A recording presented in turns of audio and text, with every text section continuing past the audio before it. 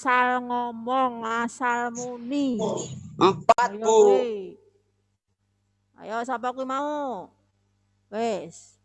Yo, kita tinggalkan dulu sapa mau kuwi. Sing penting saiki yo. Kita lanjutkan. Teori masuknya Islam ke Nusantara atau ke Indonesia ini jumlahnya ada 3. 1, bisa dilihat kalian halaman 3. Halaman 3 bisa dilihat. 1, teori Makkah.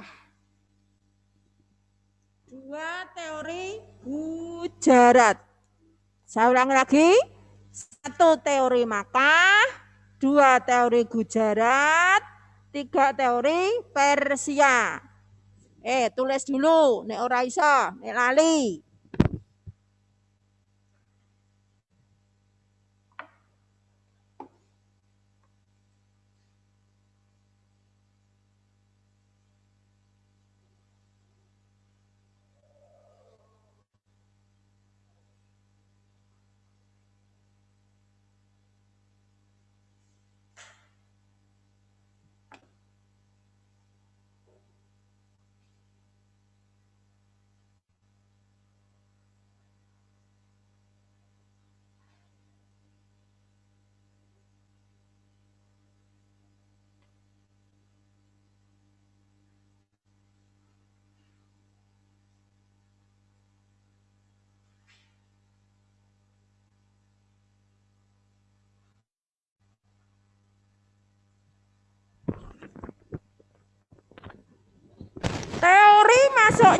Teori masuknya Islam di Nusantara dibagi menjadi 3. Tulis dulu. 1, teori Makkah. Bentar, Bu, bentar.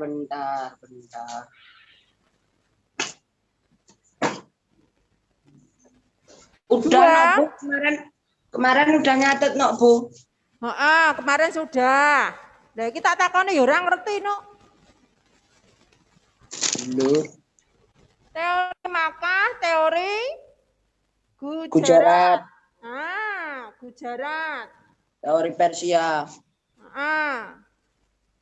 3, teori Persia.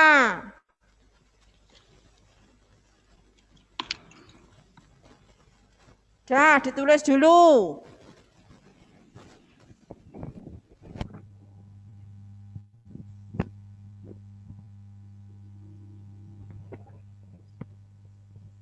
Teori Makkah, ya toh? Teori Makkah itu memberikan apa?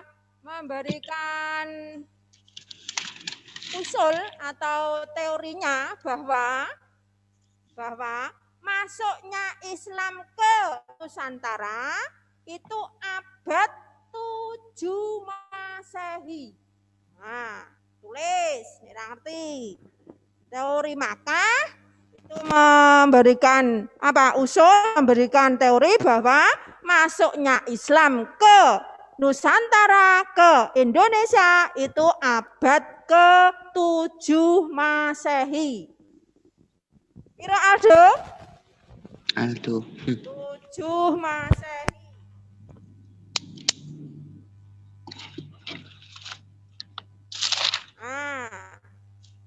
Terus teori Gujarat itu memberikan usul atau teori bahwa masuknya Islam ke Indonesia atau ke Nusantara itu pada abad 13 Masehi. Gitu ya.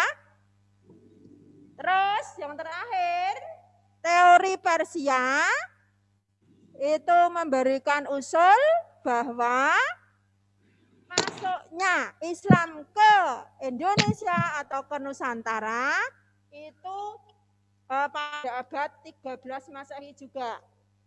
Jadi 7, 13, 13. Nah, itu teorinya masing-masing. Wes, tulis.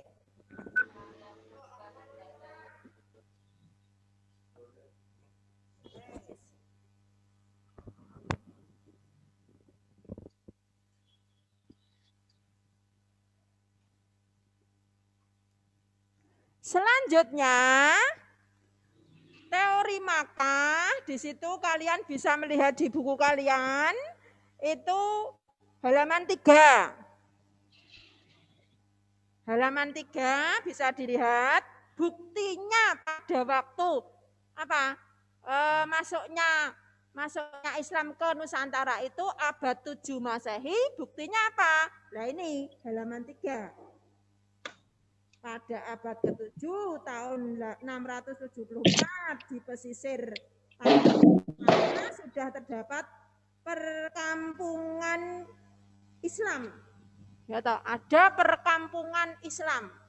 Bisa dilihat di buku kalian. Ayo Anis.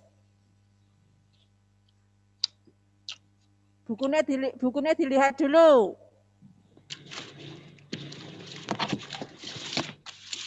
Ada perkampungan Islam. Terus nomor 2, beberapa catatan Cina menyebutkan bahwa banyak duta Muslim dari Arab yang mengunjungi Jabat atau itu Sribuzan atau lebih dikenal sebagai Kerajaan Sriwijaya. Yang penting kita apa? Kita paham tahunnya saja dulu. Nanti kalau bukunya bisa dibaca lebih lanjut. Selanjutnya, sudah ya. Selanjutnya, sekarang jalur masuknya Islam ke Indonesia. Lewat apa itu masuknya Islam ke Indonesia? Apa lewat wong ulama, apa lewat siapa? Nah, itu bisa kita pelajari. Nomor 1, jalur masuknya Islam ke Nusantara itu halaman 5. Lewatnya 1, perdagangan. Nah, dilihat itu. Lewat perdagangan. Ya, siapa sing dagang?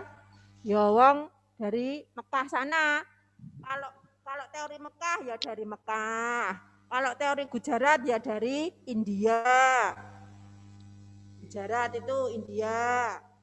Kalau teori Persia itu juga dari Persia gitu. Jadi nomor 1 itu lewatnya siapa? Masuk Islamnya ke Indonesia lewat apa? 1, lewat perdagangan. Ya toh? Lewat perdagangan. Bisa digaris bawah itu.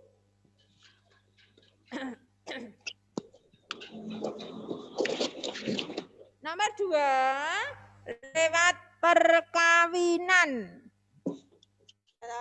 Lewat perkawinan. Perkawinan antara siapa? Antara yang berdagang tadi dengan penduduk asli Indonesia. Penduduk asli Indonesia. Ya toh? Nah, penduduk asli Indonesia itu biasanya arahnya nomor 1 yang dia apa? Yang dijujuk nek cara Jawa nih, yang dijujuk di Indonesia itu di mana? Di mana itu kemarin sudah saya terangkan loh. Ini di Nis. Di mana Nis? Jujuknya wong dagang tadi. Nah, wong dagang tadi jujuknya di mana? Apa nang omahmu, apa nang omahe Bu Harti, apa nang omahe Pak Isa? Di Selat Malaka. Apa? Sing isa. Kemarin sudah saya terangkan loh. Mita Nur. Halo Mita 9C. Neng ndi, Mbak? Kemarin sudah saya terangkan, Mbak. Apa tadi, Bu? Nek cara Jawane jujuke di mana? Yang apa? Berdagang tadi ke Indonesia, jujuke di mana? Habibi. Selat Malaka.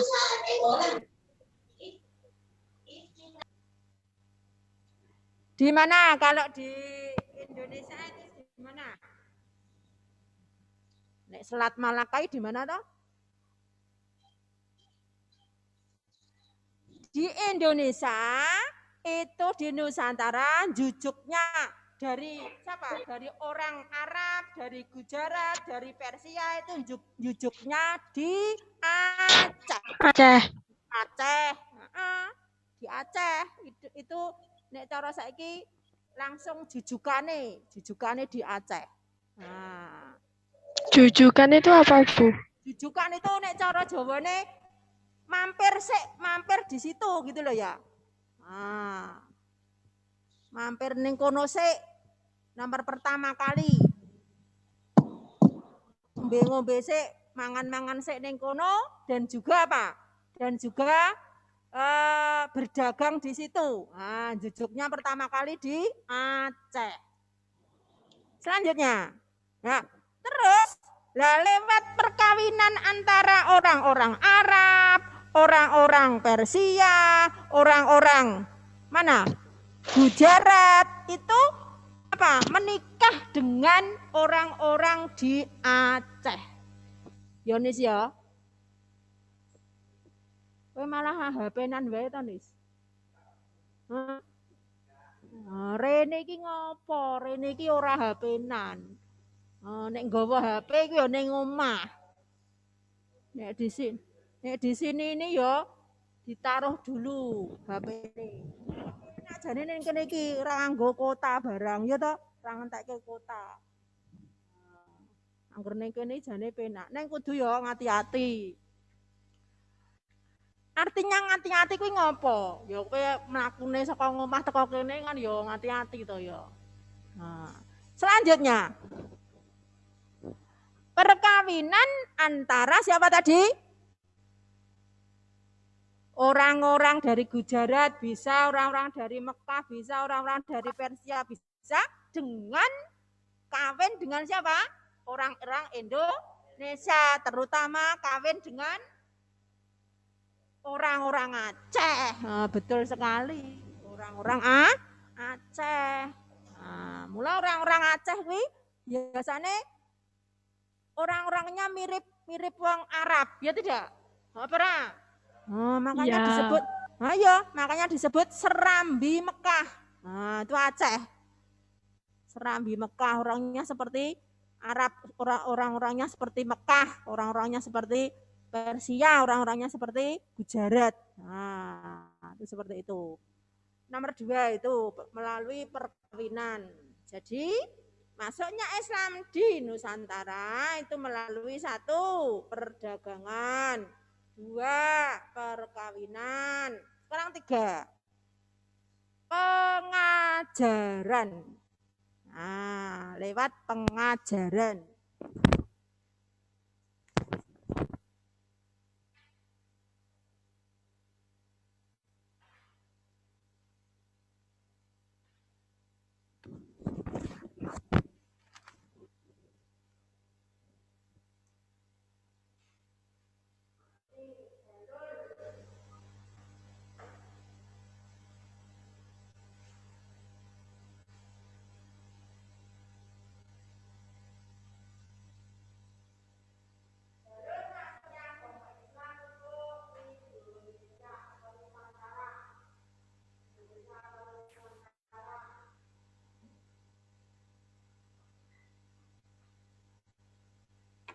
Saya ulangi lagi. Halo Faiz Irfan. Halo Dava Hafid. Halo Fadil. Halo Ahbani. Halo Bu. Ya bagus sekali. Halo Faiz. Halo Faiz 9E. Iya Bu. Ya bagus. Halo Dava Hafid 9E. Ya. Ya, dibuka videomu Mas, cah bagus-bagus. Nah, semuanya dibuka biar tahu berarti. Jadi jalur masuknya Islam ke Indonesia itu ada berapa tadi yang saya sebutkan? Halo, Ahbani.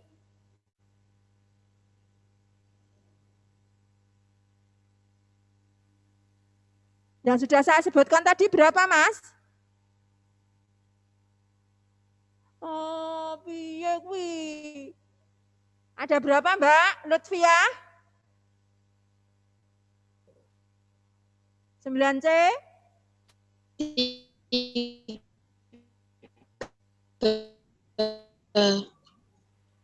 Ya, coba kita tulis dulu jalur masuknya Islam ke Nusantara atau ke Indonesia itu lewat satu apa tadi? Arab. Oh, iya. Perdagangan. Oh, Oh, dagangan. perdagangan nomor 1. Tulis dulu perdagangan.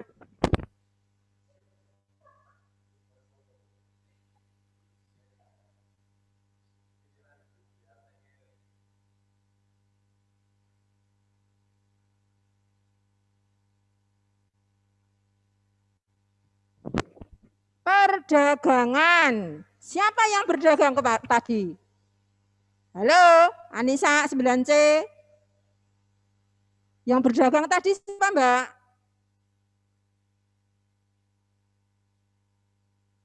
Bangsa Arab. Bangsa Arab, bagus. Selain Arab siapa, Nabila?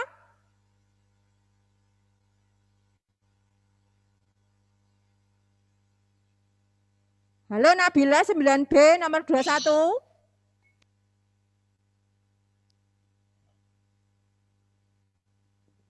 Orang ngerti. Fahri, yo Fahri, cah bagus. Yori, Fahri. Yang berdagang tadi siapa, Mbak? Mas? Gujarat. Selain itu siapa? Dari Persia. Ya. Persia. Terus dari Gujarat itu yang berdagang. Sekarang nomor 2. Nomor 2 lewat perkawinan. Apa udah? Perkawinan. Perkawinan atau apa?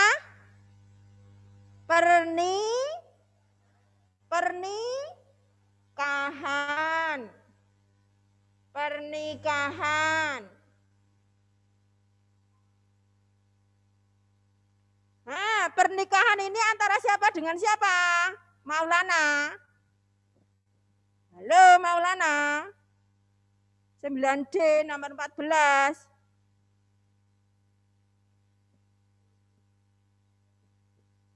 Alah malah sing diketokke cecake. Piye kuwi? Halo Irdina. Ya, Bu. Ya. Pernikahan antara siapa dengan siapa, Mbak? Masyarakat Hah? Indonesia dan Persia. Persia dengan Rakyat Indonesia. Persia dengan Indonesia bisa. Mekah dengan Indonesia. Satu lagi. Aldo. Siapa dengan siapa lagi, Aldo? Gujarat dengan Indonesia. Ya kan? Nah, Indonesia itu letaknya di mana? Pas pada waktu itu di Aceh. Ngono lho. Itu lewat perkawinan atau pernikahan atau apa sosial. Sekarang nomor 3, ditulis dulu. Nomor 3, lewat pengajaran. Nah, ini.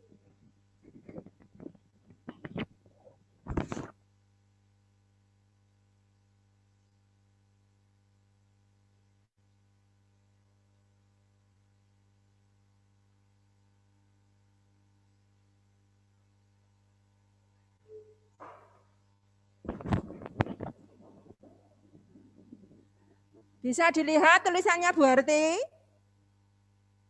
Halo di sana? Bisa. Ya, Bisa. alhamdulillah. Ya. Yuk ditulis nomor 3, lewat pengajaran. Nah. Lewat pengajaran di sini yang paling terkenal ini adalah pondok pesantren. Ya. Sama Mas, yang itu yang kaos merah itu namanya siapa? Zelik. Siapa? Oh, Ardika. Ayo. Kelas berapa, Mas? 9 B. Oh ya. Ya, ditulis, Mas. Lewat pengajaran, Ampun. Oh, sampun nggih. Lewat pengajaran, ini yang penting adalah yang paling terkenal pengajaran itu zaman dulu itu pondok pesantren. Nah, itu yang sering apa? Sering disenangi zaman dulu itu. Sampai sekarang kalau ada yang apa? Kalau ada yang masuk pondok berarti kan bagus sekali juga. Nah, karena kepengen mendalami. Nah, jadi jalur masuknya Islam ke Nusantara itu lewat pengajaran. Jadi siapa? Orang-orang berdagang tadi ditambah ulama-ulama siapa itu? Di Jawa. Di Jawa itu siapa itu? Ayo.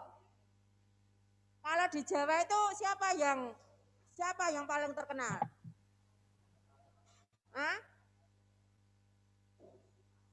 Wali Songo. Bagus sekali. Wali Songo itu, ya toh? Wali Songo. Itu apa? Itu yang mengajarkan lewat pengajaran ini. Lewat apa? Pondok pesantren, begitu ya. Nah, itu. Terus selanjutnya nomor 4.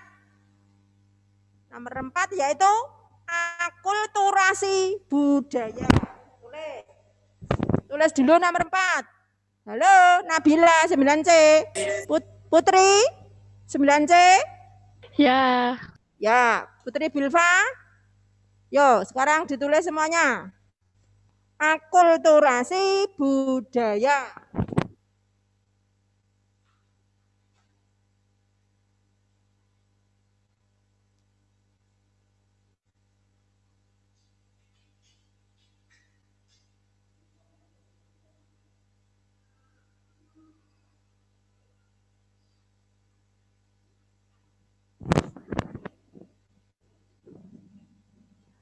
Nah, ini tentang akulturasi budaya ini yang paling terkenal itu adalah siapa yang memberikan pengajaran tentang akulturasi budaya ini biasanya siapa? Wali Songo.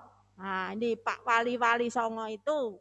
Nah, itu antara lain bangsane ya ini Sunan Bonang dan Sunan Kalijaga.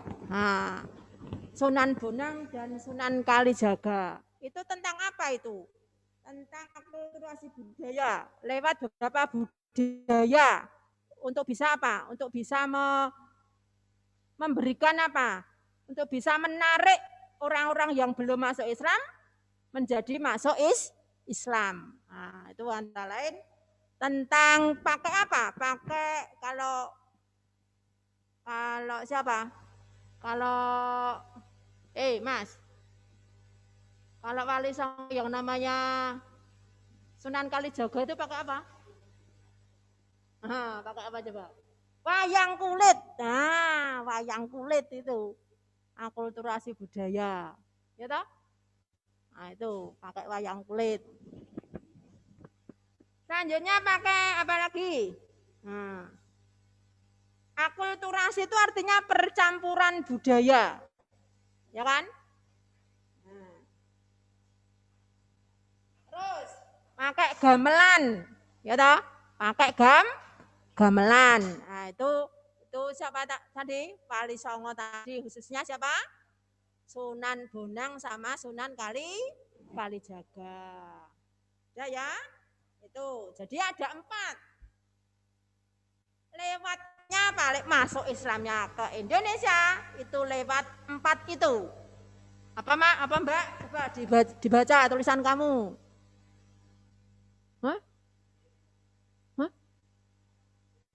Orang nulis, Mbak? Nulis. Nah, baca coba. Ya selesai. Ya Mbak, ya dibaca dulu.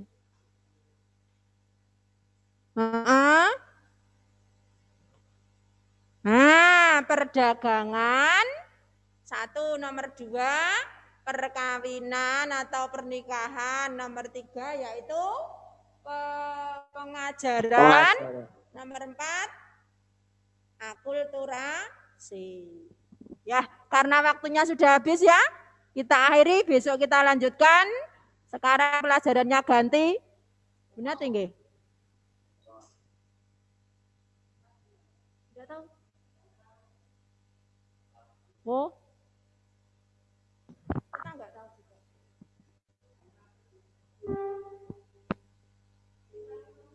Masih kurang 5 menit. Oh ya sudah, masih kurang 5 menit. Nah, siapa yang mau bertanya silahkan. Saya tak takut nih saya. Ya coba. Ada yang mau bertanya? Enggak, saya tanya sekarang.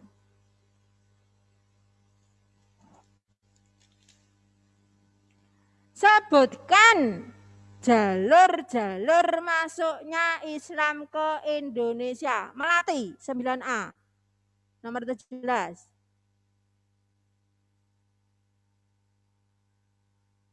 Halo Melati.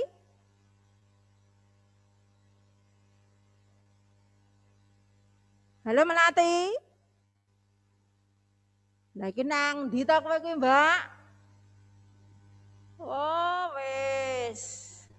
Rizky Nur, Salahuddin. Halo Rizky Nur. Halo Rizky Nur. Iki meneh nyang ndi? Lutfia. Ya Mbak ya, Lutfia. Sebutkan Mbak.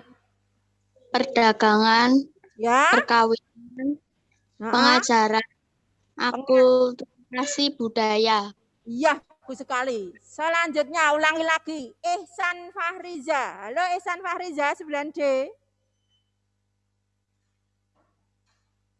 Halo Ihsan Fahriza 9D.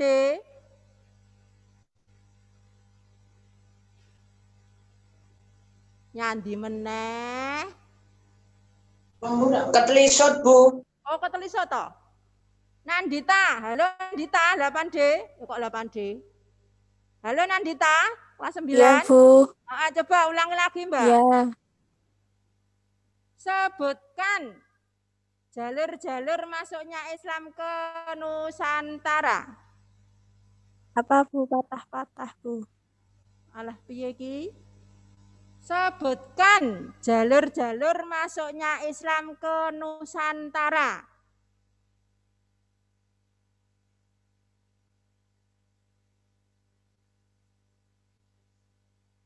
Halo, Nandita.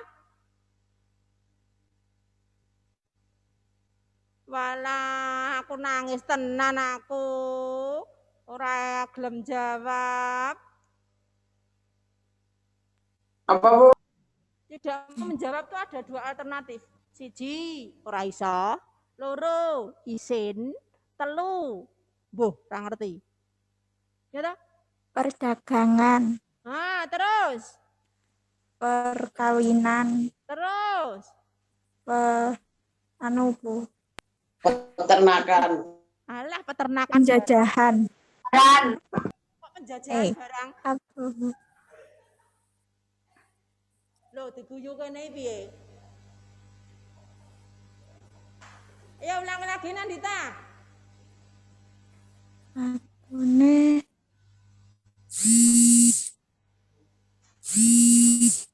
Ulangi lagi. Bu.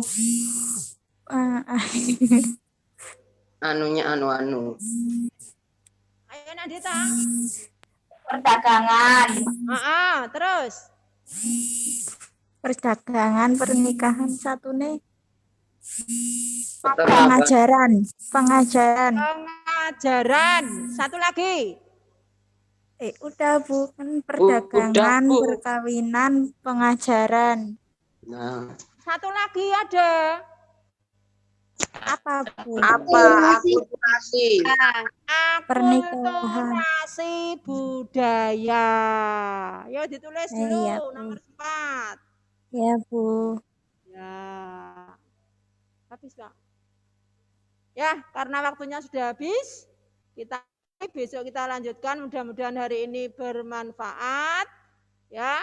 Assalamualaikum warahmatullahi wabarakatuh. Waalaikumsalam warahmatullahi Waalaikumsalam wabarakatuh. warahmatullahi wabarakatuh. Kelak loh, Mbah.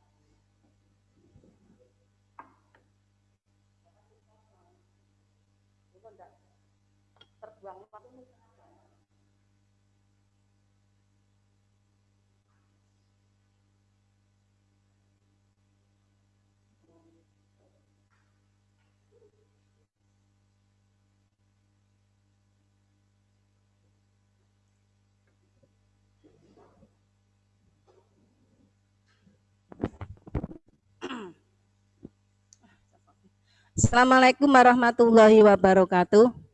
Waalaikumsalam warahmatullahi wabarakatuh. Ini videonya yang tidak dihidupkan nih, uang enek pora iki, jangan-jangan tidur nih. Beberapa ada, beberapa enggak, Bu. Ya kalau yang sekolah tenanan dihidupkan videonya, ayo dihidupkan. Sing ra hidup tak anggap tidak ada. Reva, Yuliana belum ada videonya. Ya Bu, bentar OTW. Ya, terus 9A nomor 19 Muhammad sapa iki? Terus Rizky Nur Soleh, ayo. Soleh tenan iki, tugasnya barang rong ditumpuk. Ayo. Mana ini videonya Rizky Nur Soleh? 9D nomor 20.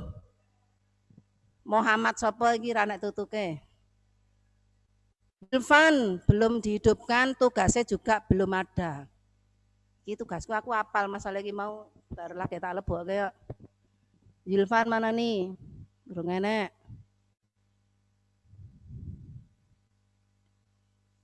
Sembilan C Aisyah belum ada. Songo Awang. Ayo Awang. Jenenge ora Awang jane. Ayo videonya dihidupkan. 9D Naswa belum hidup. Ya, kalau hidupkan videonya terus wonge ya ketok. Engko nek sing ketok gur gambar tok, jangan-jangan videonya hidup mbok tinggal turu juga. Terus Aurel 9B juga belum hidup. Yo Aurel Kezia. Ki Najwa 9E belum hidup. Mana ini?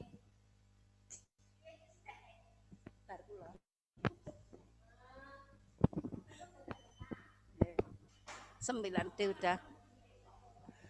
Ayo Alisa, mana nih Alisa? 9E. Ini videonya orang hidup.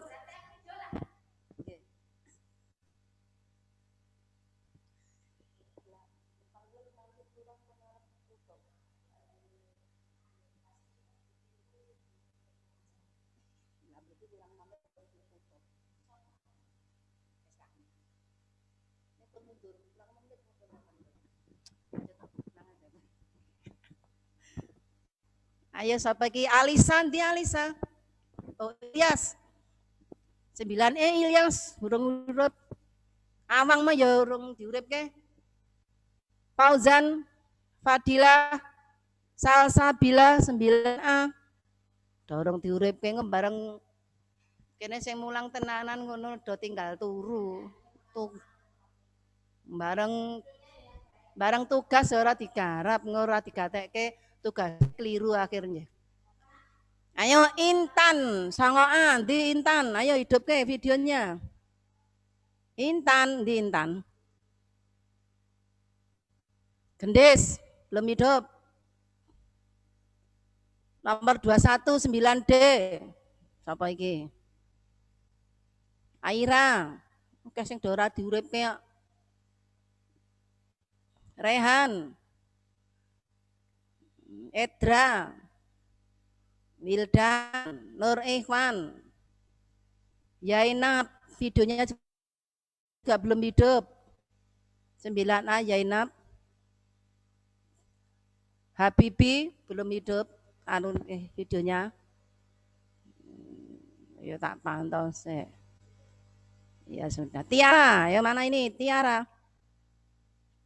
Ara belum hidup juga. Ara Nabil, Arasi belum hidup. 9A. Bani. Ibnu. Marco. Denis. Askaridwan. Ayo ndang hidup ke. Auliana. Nanti Denis ki juga belum hidup ki. Alifian. Udah sekarang saya mulai yang tidak dihidupkan ini nanti berarti anggap ora enek. Nanti tak tekoki ora enek uangnya juga. Kita lanjutkan yang kemarin masih ke seni lukis nggih. Saya ulangi lagi, kemarin seni lukis itu pada dasarnya dikelompokkan menjadi berapa kelompok Anda ini? Ayo. Pirang kelompok. Lupa Anda kira ngrungokne meneh tinggal turu Yohan. Ada berapa kelompok kemarin? 2. 2 apa 3? 2 apa 3? Representatif. Terus apa nih? Deformatif. Dan satu lagi hari ini nanti nggih non representatif ya. Yang sudah saya sampaikan baru 2, representatif dan deformatif. Ya.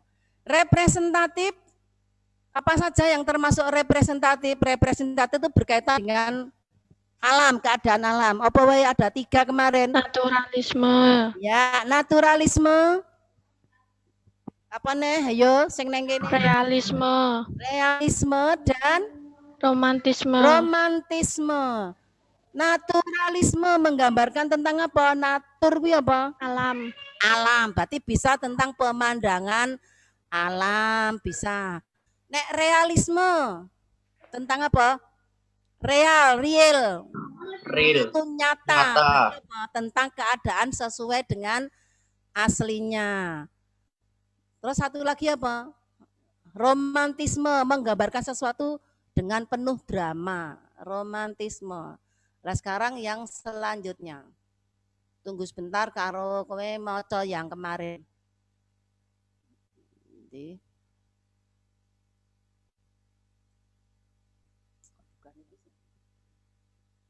Cek, bentar keliru gini mesti. Ya ini. Ya. Tunggu bentar nggih, masih saya cari. Ini weh.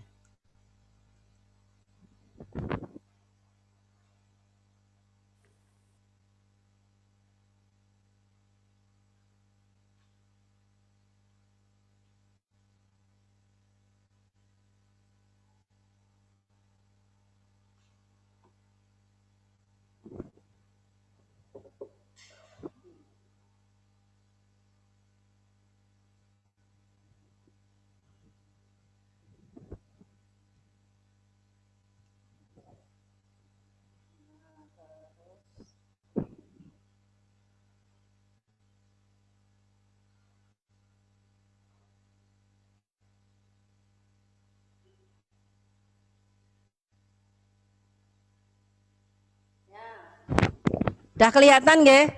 Ini yang ketiga, non representatif. Berarti kebalikan dari yang pertama dulu, representatif. Apa non representatif itu? Itu buku paket juga ada. Yang ketiga itu halaman berapa, Wi?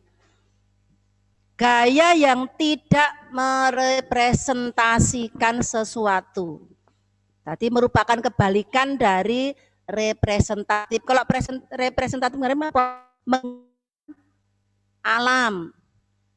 Tadi sesuai dengan keadaan alam. Kalau yang ini bentuk dasar dari gaya ini sudah meninggalkan bentuk aslinya. Jadi memang tidak sesuai dengan aslinya. Kalau beda yang alam sesuai dengan aslinya.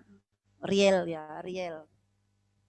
Atau tidak meniru alam sama sekali. Kalau yang representatif kan meniru keadaan alam. Kalau ini tidak meniru alam sama sekali. Lalu lukisan ini hanya diisi oleh bentuk-bentuk geometris yang sederhana. Kumpulan dari garis atau hanya berupa blok-blok warna. Biasanya ki terus apa warna disuntak nggon kanvas terus disebar jadi sudah jadi karya itu. Ya, sekarang kita paham nggih non representatif apa? Meninggalkan bentuk asli, non representatif. Nah, contoh nih aliran non representatif misalnya aliran abstrak atau abstrak ekspresionisme. Mengekspresikan aliran yang menggunakan ekspresi spontan untuk menciptakan karya abstrak. Abstrak kan tidak berbentuk, ranek bentuk ya, pelukis abstrak ekspresionisme ini menumpahkan cat langsung ning kanvas. Salah satu tekniknya nggih, tadi cat disuntak ning nggon kanvas atau dicipratke dengan menggunakan tongkat, menggunakan kuas atau menggunakan apa? Itu ya, ini abstrak. Lah tokohnya diantaranya ada Jackson, William, Mark, Helen, Clifford. Ini beberapa tokoh abstraksionisme atau abstrak ekspresionisme. Ini contohnya seperti ini. Nah, iki kok dene apa iki? Aliran apa iki jenenge? Abstrak iki semua warna ditumpahkan yang kene terus disebar-sebar gitu. Bisa menggunakan tongkat, bisa menggunakan apa saja. Nah, ini juga contoh aliran abstrak. Ini karya dari Jackson tadi, tokoh yang pertama tadi nggih. Ini kebanyakan tokoh dari luar. Ini aliran abstrak. Termasuk aliran apa tadi jenisnya? Kelompok ini kelompok apa? Abstrak ini. Kelompok apa? Ayo. Non representatif. Iya, non representatif. Kemudian nih aliran deformatif kemarin apa? Aliran deformatif. Deformatif. Impresionisme. Impresionisme. Terus apa nih? Surrealisme. Surrealisme. Jadi itu masih bentuk aslinya masih ada, cuman dibuat seperti khayalan, seperti dalam mimpi. Contohnya bisa tangan jedul saka gua kan ra mungkin ya, tangan gede banget sebesar gua kan nggak mungkin ya. Tapi bentuk tangan asli masih ada, tidak seperti ini. Ini bentuk apa? Tidak berbentuk ini. Karena bentuk apa ini? Nah, ini meninggalkan bentuk aslinya namanya. Ini disebut aliran abstrak, termasuk golongan non representatif. Nah, terus ya aliran sudah, sekarang tema lukisan, tentang tema. Tema itu hubungan manusia dengan manusia yang lain, hubungan manusia dengan diri sendiri. Kalau tadi aliran tadi terbagi menjadi 3 kelompok. Aliran apa mau? Representatif, terdiri dari naturalisme, realisme, romantisme. Terus aliran deformatif, Impresionisme, impresionisme, surrealisme, ekspresionisme, ya surrealisme. Kalian masing-masing lihat lagi di video materi yang kemarin, jangan dihapus karena banyak contoh yang lebih jelas daripada yang ada di buku. Buku juga ada contoh tapi kan tidak berwarna. Maka kalau ada share-sharean video materi begini, jangan dihapus. Kalau ngebaki HP, kamu pindah saja di flash disk. Kowe ngalahi menyiapkan 1 flash disk, jadi dari HP pindah ning flash disk. Carane piye? Nganggo OTG. OTG sing murah ya nek 15.000 itu OTG. Ya. Bisa kamu copy dipindah ke flash disk. Kamu beli flash disk murah juga ada sing isine ora akeh banget. Itu kalau nanti alasannya ngebaki HP lah, jadi nggak ada alasan untuk itu ya. Ini materi jadi penunjang kamu. So nek ujian biasa ini karena ini lebih saya detilkan. Jadi walaupun di buku sudah ada tapi terkadang kurang detil. Contohnya gon aliran, coba kamu perhatikan gon aliran. Yang sudah saya sampaikan dengan yang ada di buku itu mungkin ada bedanya maksudnya kurang lengkap. Ini sudah saya lengkapi di sini, berikut contohnya. Sekarang yang berikutnya tentang tema seni lukis. Hubungan manusia dengan diri sendiri. Maksudnya apa? Seni lukis itu dapat digunakan untuk menuangkan ide atau gagasan dari seniman menggunakan potret dirinya sendiri sebagai macet Bu. lukis. Tahu maksudnya? Diri sendiri menjadi objek lukis. Maksudnya apa? Apa sendiri? Nah, Macet Bu. Enggak ada yang macet-macet. Macet yo. Macet yo. Enggak. Aneh macet. Aku biasa wae. Jaringanmu, HP-mu Bartiwi. Ada yang macet. Ganti HP. Iya, Masih macet macet. mana? Masih. Enggak. Masih. Udah enggak macet. Dari sini enggak macet masalahnya. Mungkin sinyalmu yang di rumah mungkin. Kalau macet dari sini juga. Biasanya sini juga error, nek misalnya errornya dari pusat. Kamu cari tempat yang sinyalnya rada bagus. Ya, tapi dengar suaranya enggak? Kalau hari ini nanti kepotong, nanti kamu lihat lagi YouTube-nya, kan selalu di-share YouTube-nya toh, akan persis dengan yang ada di sini. Ya, nonton YouTube-nya ulang. Kalau memang hari ini nanti ada kendala macet tadi. Nah, ini maksudnya seniman menggunakan potret wajah dirinya sendiri sebagai objek lukis. Nah, ini tema apa? Manusia dengan dirinya sendiri. Paham nggih? Sekarang contoh nih. Nah, lihat contohnya. Ini adalah tokoh Avandi. Pelukisnya ya Avandi Kusuma namanya. Lukisan ini berjudul Potret Diri, ya, potret diri dan topeng kehidupan. Jadi ini beliau Avandi ini melukis wajahnya sendiri, diberi judul Potret Diri dan Topeng Kehidupan. Ini termasuk aliran ekspresionisme, mengekspresikan diri, berarti termasuk aliran apa? Deformatif. Ini termasuk salah satu tokoh ekspresionisme. Ayo yang di sini perhatikan yang di layar, HP selehke. Belum saatnya menggunakan HP. Salah nih. Atau taruh sini sih. Taruh di atas meja atau taruh mejaku. Nah, akhirnya wingo error tugasnya ora ngerti. Terus contoh yang lain, saya beri 2 contoh. Nah, ini masih Afandi. Jadi memang beliau itu beraliran apa? Ekspresionisme. Afandi itu juga Afandi sendiri. Ini menggambarkan beliau sedang susah, sedih. Akhirnya karena beliau seorang pelukis, diekspresikan melalui lukisan. Beda kalau seorang seniman lagu ya, biasanya kesedihan itu dituangkan melalui apa? Lagu. Maka banyak judul lagu yang kadang sedih, itu terkadang menggambarkan perasaan dari pencipta lagu itu sendiri. Di sini dipakai. Nah, dipakai anu ora ngomong. Dinggo.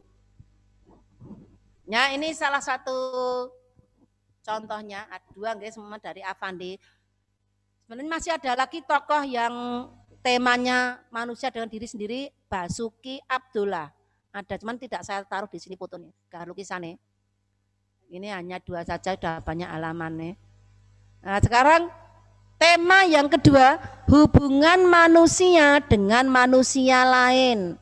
Maksudnya apa? Misalnya pelukis melukis orang-orang terdekatnya, jadi tidak melukis diri sendiri. Bisa melukis orang-orang yang ada di dekatnya, bisa melukis istrinya, atau suaminya, atau anaknya, atau orang tuanya, atau temannya, atau saudara, atau siapapun, yang penting bukan dirinya sendiri. Itu berarti temanya apa? Temanya apa berarti? Temanya apa? Nek melukis orang lain wi? Apa temanya? Manusia dengan manusia lain. Diingat-ingat. Wi tapi sampean tak takokke. Biasanya saya wujudnya lukisan, terus kamu tak suruh menyebut ki temanya apa? Ya. Diseleke HP nedul. Dole bagus sak dunia orang ngrungokke pita le. Ayo selehne. Biasanya masuk ke sekolah sing rapi pakai sepatu. Ya. Rapi ora kudu seragam tapi bersepatu. Kuwi sopan santunnya datang ke sekolah ngono kuwi. Ya. Bersepatu. Minimal selop tertutup minimal. Kuwi sandal cepet.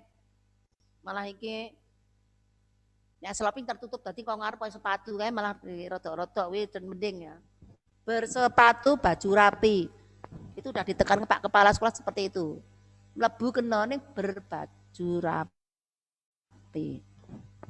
Biasanya kon mlebu ning omah error biasane. Ya ora? Rumong saya error mana? Ya, ini tema yang kedua, hubungan manusia dengan manusia lain.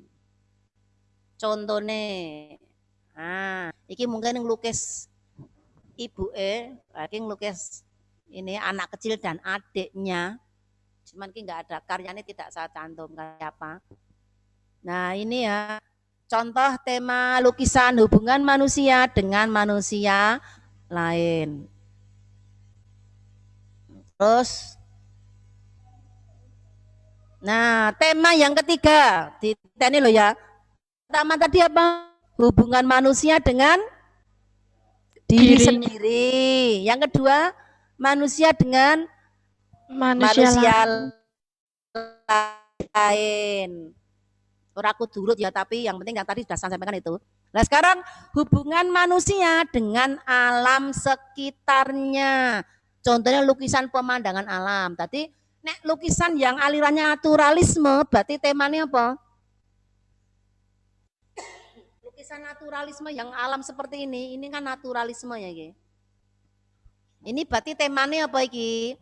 Hubungan manusia dengan alam sekitarnya. Nah, ini seniman itu biasanya objek atau subjek yang menarik untuk dijadikan tema lukisannya itu biasanya pemandangan gunung, hutan, laut, sungai, perkampungan atau perkotaan itu bisa dijadikan sebagai tema lukisannya atau objek lukisan.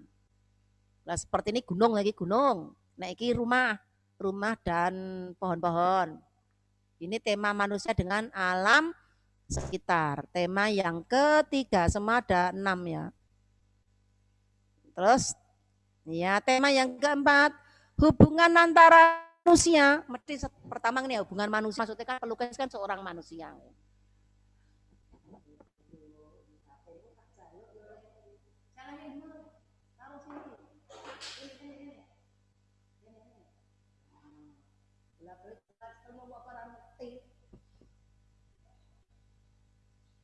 Iki nutupi tak don gesek.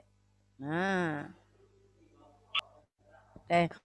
Hubungan manusia dengan alam benda, maksudnya benda-benda yang ada di sekitar kita. Kalau itu jenis lukisannya berarti melukis alam benda ya. Itu di materi kelas 8 dulu. Benda yang ada di sekitar kita itu juga dapat memiliki keunikan dan keindahan, mulai dijadikan sebagai objek lukisan. Jadi seorang pelukis memiliki inspirasi yang banyak, apapun yang dia lihat bisa dijadikan sebagai inspirasi ya. Kita tidak pernah tahu karya seunik apa yang dapat dihasilkan dengan menggunakan berbagai benda. Contohnya iki. Nah, iki ada Gucci, enek Norno yang ada di ini. Terus yang ini cangkir, porong, buah-buahan ini mestinya ini dur meja ya. Ini benda-benda yang ada di sekitar kita bisa menjadi objek. Sudah 4 berarti apa wae mau? Hubungan manusia dengan diri sendiri, yang kedua manusia dengan Manusia lain. manusia lain, yang ketiga manusia dengan Alam sekitar. alam sekitar. Contohnya lukisan gunung-gunung ya, alam. Yang keempat manusia dengan benda. alam benda. Yang kelima, hubungan manusia dengan aktivitasnya. Pekerjaan sehari-hari, aktivitas sehari-hari nek wong desa ya neng sawah, ya neng pasar, atau dia penari seperti ini penari, nari kan aktivitas juga nggih. Lah bangsa semacam ini termasuk aktivitas nggih. Wong neng pasar, wong neng sawah lagi nari. Jadi aktivitas kehidupan sehari-hari yang beragam itu juga akan mencetuskan ide seorang pelukis. Apapun yang dia lihat bisa menjadi ide. Lah kegiatan manusia dapat digambarkan secara langsung pada karya lukis atau hanya menginspirasi. Jadi ini ekspresi dan emosi yang ingin dikeluarkan oleh seorang seniman seperti ini. Yang kelima, terus keenam. Nah ini yang tadi surrealisme ini ya. Kalau aliran apa? Surrealisme. Apa mau? Seperti alam mimpi, alam khayal. Hubungan manusia dengan alam khayal temanya. Tapi ini alirannya mau apa? Surrealisme. Imajinasi atau khayalan itu terkadang juga muncul tiba-tiba. Terus ini tadi merupakan inspirasi yang luar biasa. Jadi ngimpi berkhayal, apa iso ya, uang jedul saka tangane jedul saka omah.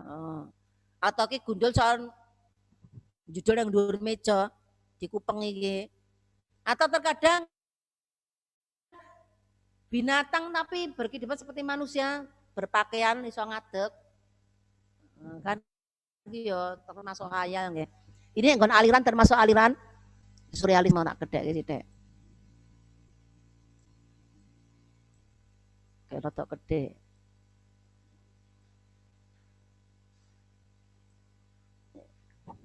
Ya, cepet ya. Nah, ini hubungan manusia dengan alam khayal. Berarti sudah 6. Apa wae mau 1? Apa? Tak hilang ke. 1 apa tadi? Tema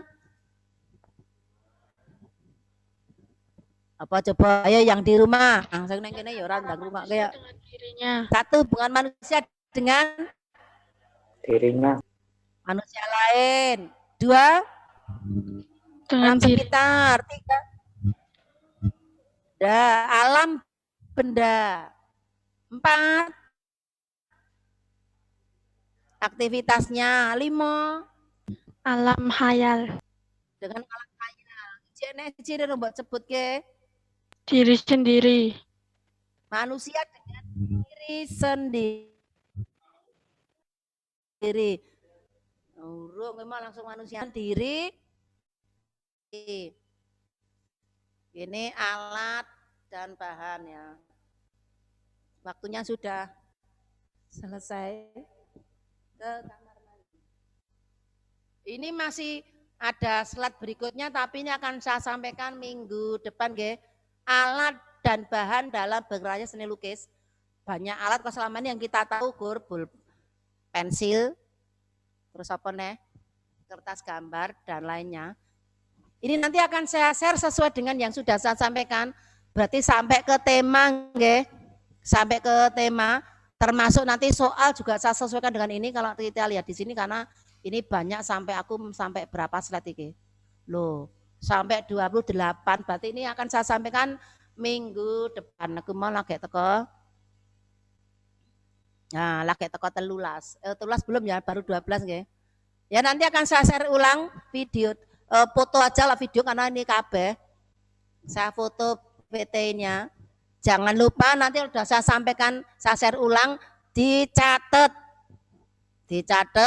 diperhatikan tugasnya dikerjakan hari ini juga, jangan sampai nunggak.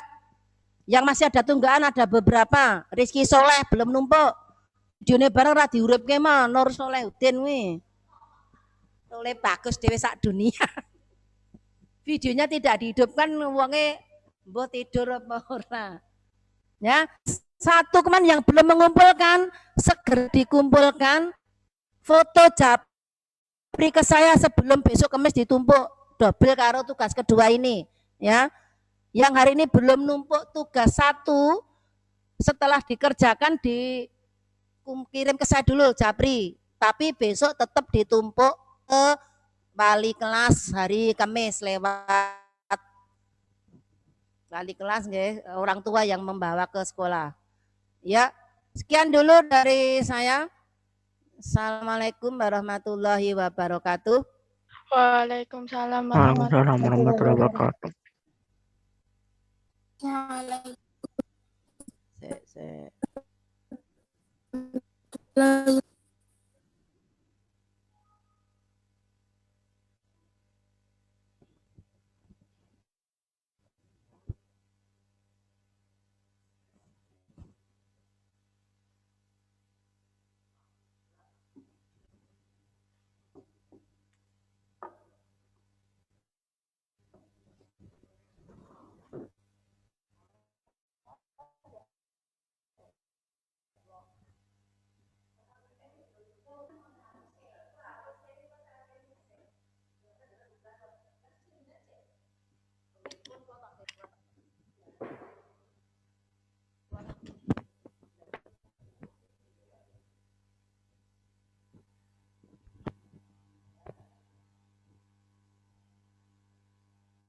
Bunda nih siapa? Assalamualaikum warahmatullahi wabarakatuh. Bener ke sih Bu? Waalaikumsalam warahmatullahi wabarakatuh. Bocah piro iki sing. Sudah toh? Anak-anak dibuka LKS-nya. Kalau LKS fikih. Nggih, celoko sih Bu. Sehat semuanya anak-anak? Sehat semua? Alhamdulillah. Semoga Allah selalu memberikan kesehatan kepada kita. Tetapi jangan lupa untuk menjaga prokes. Selain menjaga prokes juga apa itu diimbangi dengan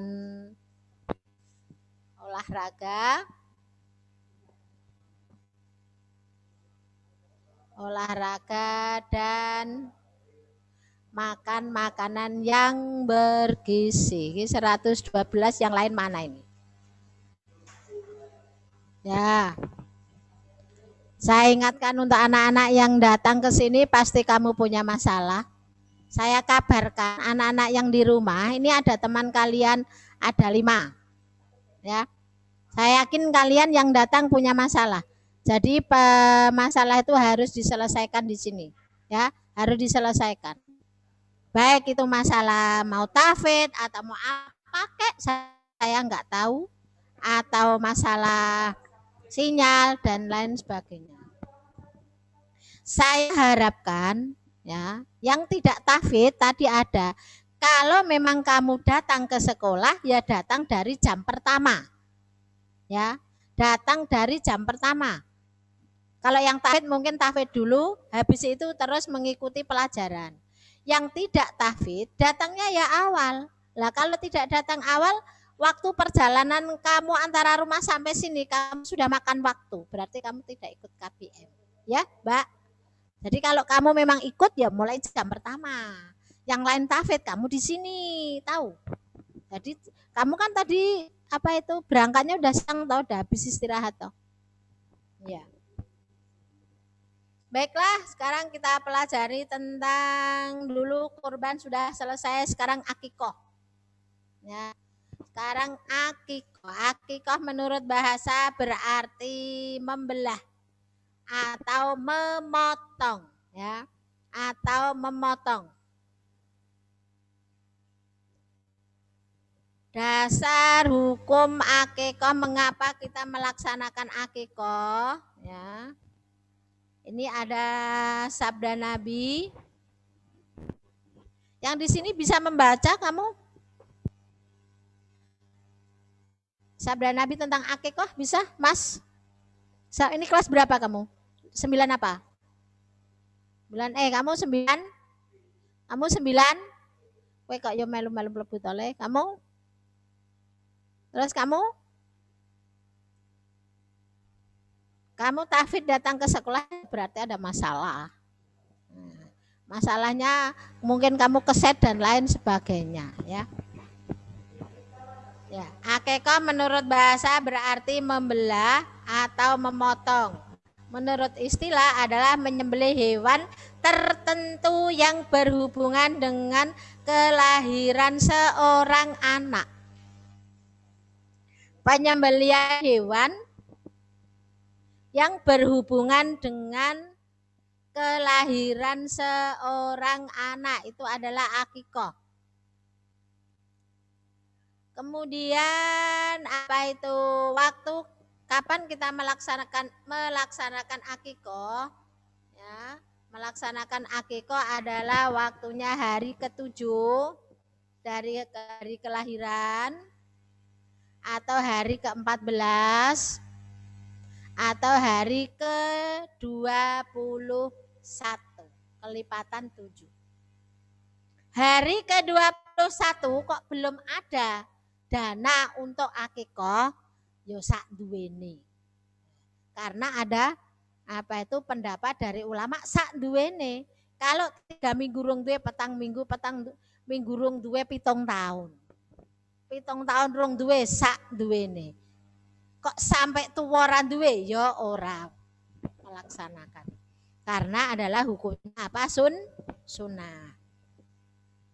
Hewan apa yang bisa dipakai untuk akikoh? Yaitu hanya hewan kambing saja, yang lain tidak boleh.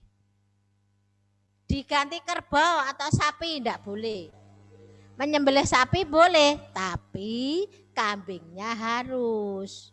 Lah, karena saking senengnya punya anak, ya, mungkin lama yang tidak didambakan, baru diparingi oleh Allah, baru diberi syukuran luar biasa. Maka kalau kambing aja nggak cukup, boleh tambah sapi. Kalau laki-laki menyembelihnya 2 ekor kambing. Kalau perempuan 1 ekor kambing. Lah kalau punya anak laki-laki belum bisa membeli 2 kambing.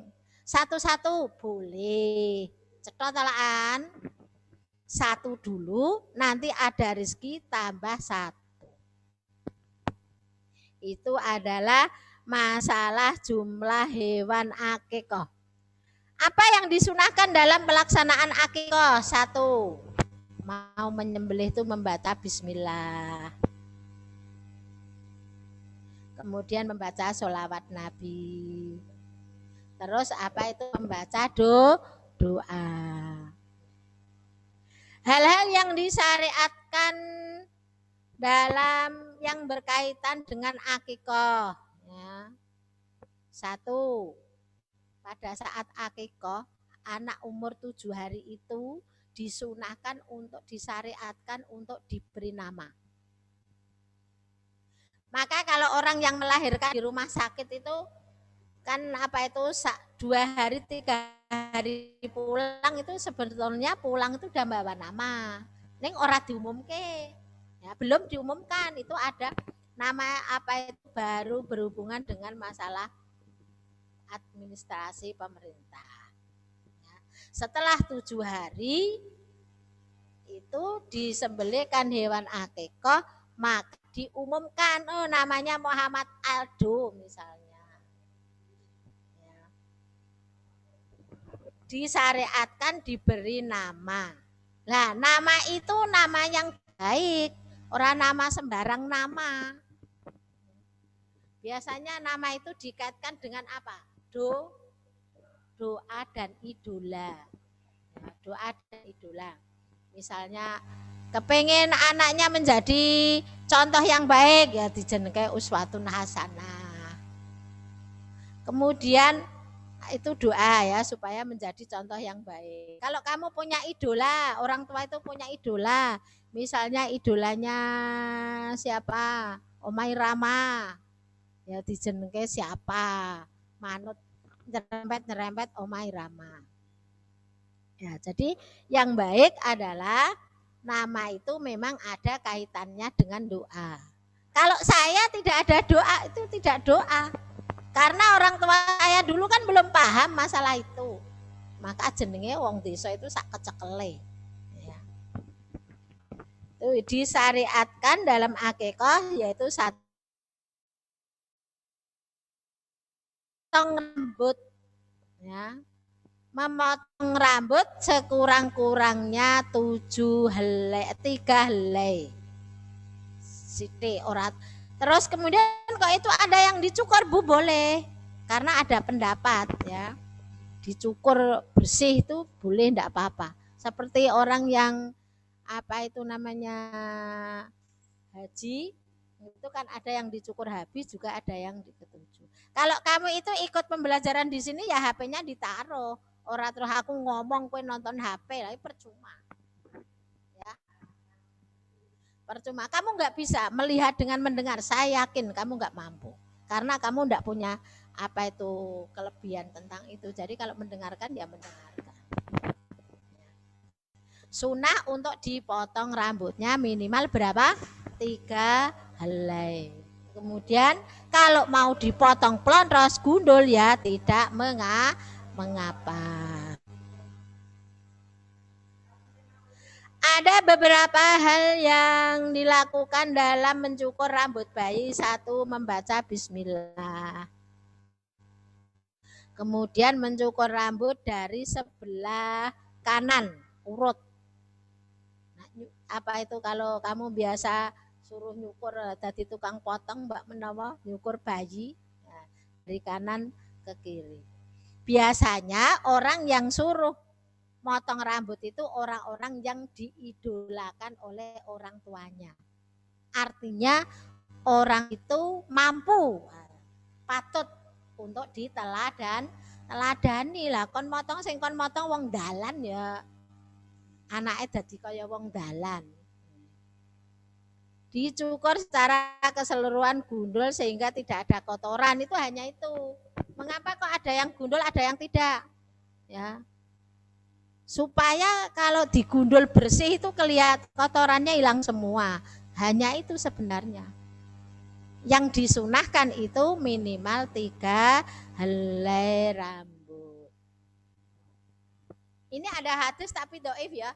Apa yang namanya hasil potongan rambut itu ditimbang. Potongan rambut itu ditimbang.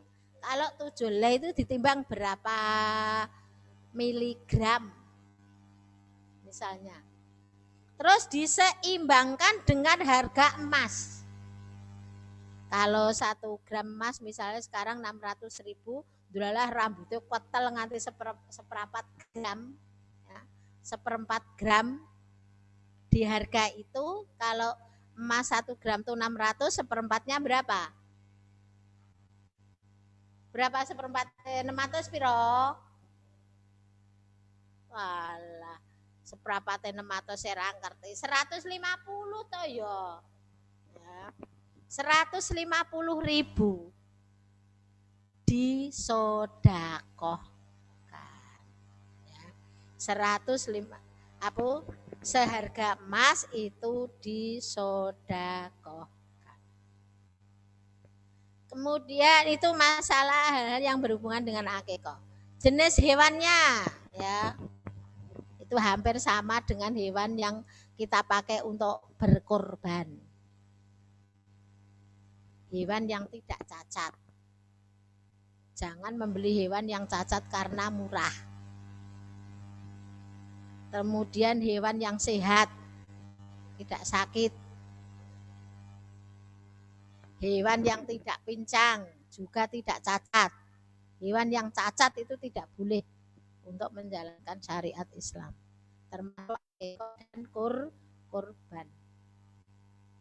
Hewannya yang gemuk. Gemuk karena apa? Untuk kemaslahatan lebih banyak. Kalau hewannya gemuk itu dagingnya banyak. Nah, dagingnya banyak. Apa itu bisa untuk orang banyak. Kemaslahatannya lebih banyak. Jangan memilih daging yang apa itu kurus dan berlemak. Wis kurus berlemak. Wis ra ono daginge isine gajih tok.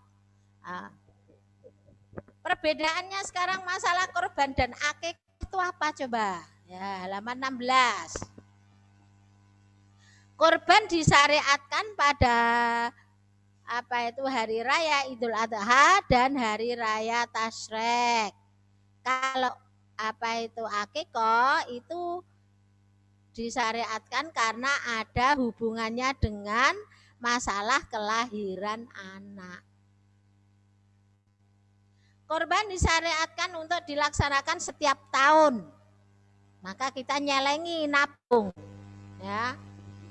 Nabung paling enggak 11 bulan itu dapat 3 juta. Setiap bulan berapa, setiap minggu berapa, uang saku kalian itu bisa sebagian ditabung, diniatkan untuk berkorban.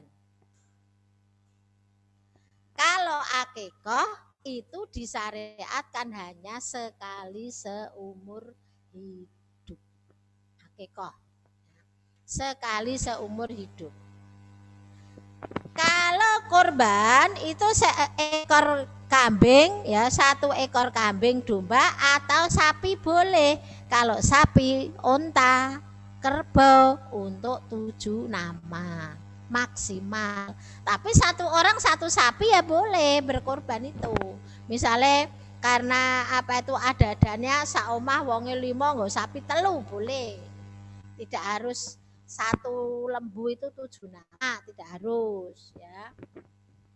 Nah, kalau akikah itu hewannya ditentukan, tidak boleh hewan yang lain, yaitu harus domba. Kalau laki-laki 2 ekor kambing, kalau perempuan 1 ekor. Kenapa? Kok kalau laki-laki itu 2, kalau perempuan 1? Mungkin saja loh, ini hanya mungkin saja. Itu dihubungkan dengan masalah syariat, yaitu tentang pembagian warisan juga seperti itu. Bagian warisan itu laki-laki 2 bagian. Sedangkan perempuan 1 bagian. Maka kalau akikah perempuan itu ya 1 ekor, kalau laki-laki 2 ekor. Kurban dilaksanakan sebagai wujud rasa syukur kepada Allah. Kalau akikah sebagai tebusan anak yang dilahirkan. Lah, berarti kalau tidak diakikoi, tidak ditebus, tidak tertebus, ya Allah Maha tahu kita ini punya atau tidak punya, kan Allah Maha tahu. Ada toh wong sing duwe etok-etok ora duwe, ada ndak? Aku ra mampu anakku rata akikoi tak bancai wae sego gudangan. Misalnya ya, sebagai tebusan anak yang dilahirkan. Jadi kalau sudah diakikoi berarti sudah ditebus. Nah, kalian ini yang datang 1 2 3 4 5 boleh tanya ke mama-mama kalian, ibu kalian. Saya itu udah diakikoi belum? Misalnya, oh belum. Lah, waktu itu kenapa kok belum? Nah, mungkin kondisi, ya toh? Mungkin kondisi kamu tidak boleh nuntut saya harus diakikoi, tidak boleh. Karena kondisi pada saat itu. Kondisi itu macam-macam. Kondisi karena dana. Kondisi karena pengetahuan yang belum jelas tentang pentingnya akikah. Tanya saja nggak apa-apa, misalnya, lah saya itu udah diakikoi belum toh Bu? Misalnya. Terus wah saya tak nabung mulai sekarang. Nanti apa itu kalau sudah cukup buat akikah boleh ya. Ini adalah perbedaan antara kurban dan akikah. Jadi jelas ya. Terus perbedaan yang lain, kalau akikah itu disyariatkan diberikan dalam bentuk matang. Dalam bentuk matang itu akikah. Sedangkan kurban itu dibagikan dalam bentuk mentah. Mengapa? Akikah itu kan yang disembelih hanya apa itu kambing 1 atau 2 dibagi-bagi.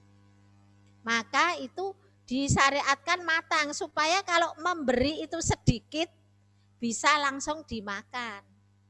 Ini ada apa itu pembagian hewan akikah setengah on apa seprapat on daging kambing, ya malah keceluro tra iso dimasak.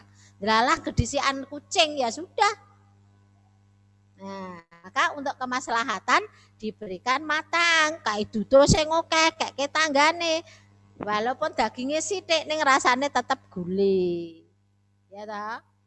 Itu akikah. Tetapi kalau kurban disyariatkan diberikan dalam bentuk mentah.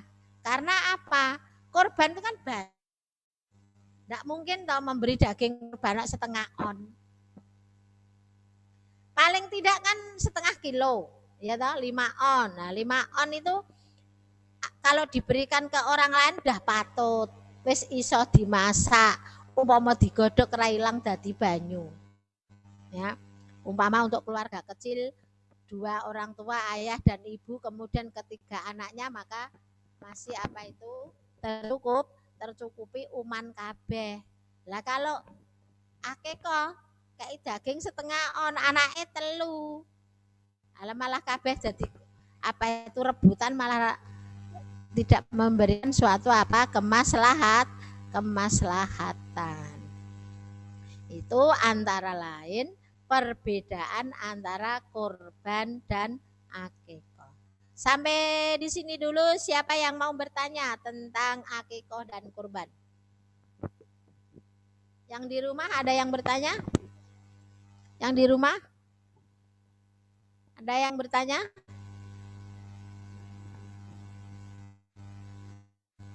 Yang di sini bertanya, ada yang bertanya yang di sini? Enggak ada? Yang di rumah enggak ada, loh. Ada yang bertanya? Sudah jelas? Sudah. Kalau apa itu ada soal bisa mengerjakan ya. Dengarkan dulu sekarang. Perhatikan. Semua pekerjaan Setelah kamu tulis mapel, nomor absen, kamu lengkapi dengan nama guru pengampunya. Kamu lengkapi dengan nama guru pengampunya. Kalau ini fikih ya saya, Bu Sri Sukamti. Jangan manggil aku Bu Fikih. Karena ada yang guru mapel keliru namanya, padahal tidak apa itu namanya, tidak mengampu itu ya. Diberi nama guru mapel. Ayo saya tunggu siapa yang mau bertanya, masih ada waktu 5 menit.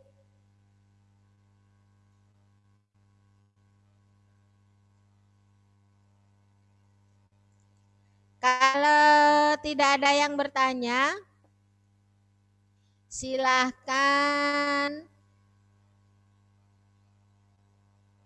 apa itu ditulis tugasnya. Ini dibuka LKS halaman 18 yang di sini, udah lali. Halaman 18 yang di rumah. Rom 3 halaman 18. Halaman Rom berapa, Bu? 18. Nggih, LKS fikih 18. Sudah ketemu semua?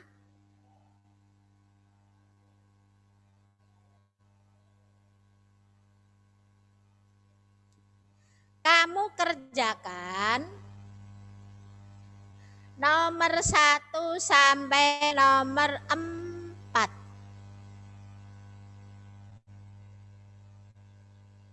Nomor 1 sampai nomor 4. Oke. Nomor 1 sampai nomor 4. Oke. Halaman 18 LK apa itu LKS fikih nomor 1 sampai nomor 4. Kamu kerjakan sekarang juga, enggak usah nunggu nanti malam. Ya. Tulislah dalil nomor 4, tulislah dalil yang menunjukkan kewajiban berkurban. Namanya dalil itu ayat atau hadis. Ditulis dengan huruf Arab. Kalau itu ayat ya ditulis ayatnya. Nanti ada yang bertanya, artinya ditulis, Bu. Perintahnya di sini tidak ada yang menyuruh menulis arti, ya berarti tidak usah. Tulislah dalilnya. Dalilnya saja yang ditulis. Ditulis dengan huruf Al-Quran. Ojo ditulis Latin. Saya sangat tidak suka kalau ada anak-anak yang menulis ayat atau hadis ditulis huruf Latin.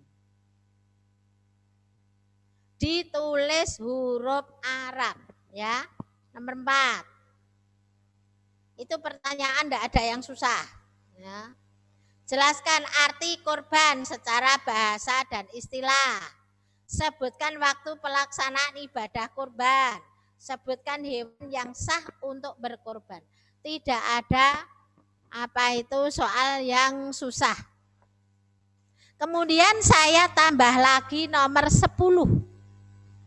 Ayo dilingkari. Nomor 1, 2, 3, 4 dan nomor 10. Nomor 10. Nomor 10. Sudah yang di rumah? Sudah?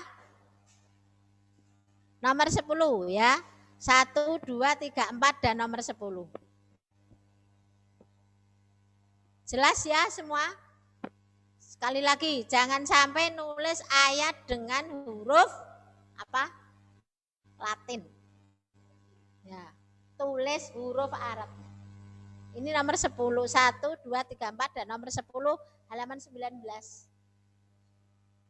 Ya tidak di sini, ya dikumpulkan, ditulis di lembar kerja. Dikerjakan di kertas lembar kerja, jangan sak-sae. Karena semuanya masih punya toh. Kalau tidak, kalau habis ya di koperasi itu banyak. Tinggal ganti ongkos cetak saja 10.000.